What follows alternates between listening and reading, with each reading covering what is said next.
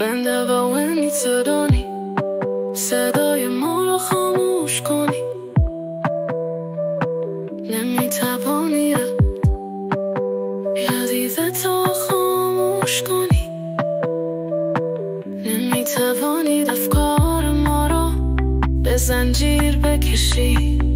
ما مدهویم جهان رو بخوانیم، به ظالمان چبش بکشیم، به مدیرانی که از انسانیانی به ارهانی نبردن، به دیکتاتورها را.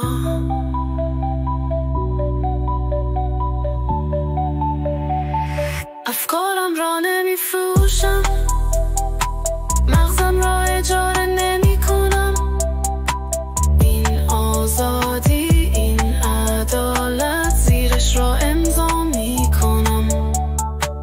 نمیتوانید صدای ما را خاموش کنید، حقیقت اینجاست.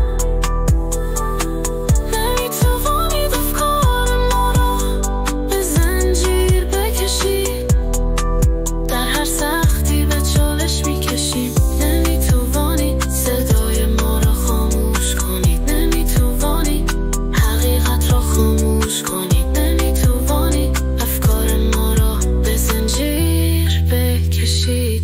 این حقیقت ماست. ما اینجاییم، قوی هستیم، آزادیم به ظالم، سر فرود نمی آوریم. راه های ما پر از نور، از تاریکی ها را میشکافیم. با عدالت و آزادی افکار ما متعلق به ماست.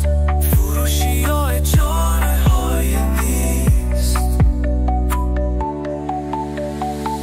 افکارم را نمیفروشم، مغزم را اجاره نمی کنم. این آزادی، این عدالت، زیرش را امضا می کنم. نمیتوانید صدای ما را خاموش کنید، حقیقت اینجاست.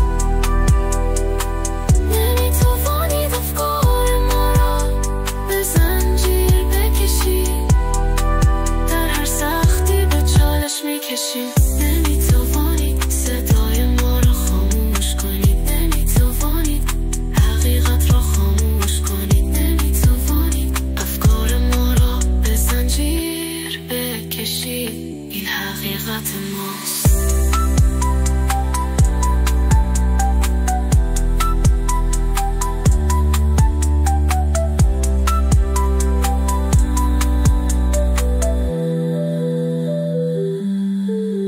در هر قدم، هر نفس، با مقاومت زندگی می کنیم. آزادی را فریاد می زنیم، با عشق می نویسیم، آینده خود را در دست می گیریم. با همین داستان ماست در برابر ظالم.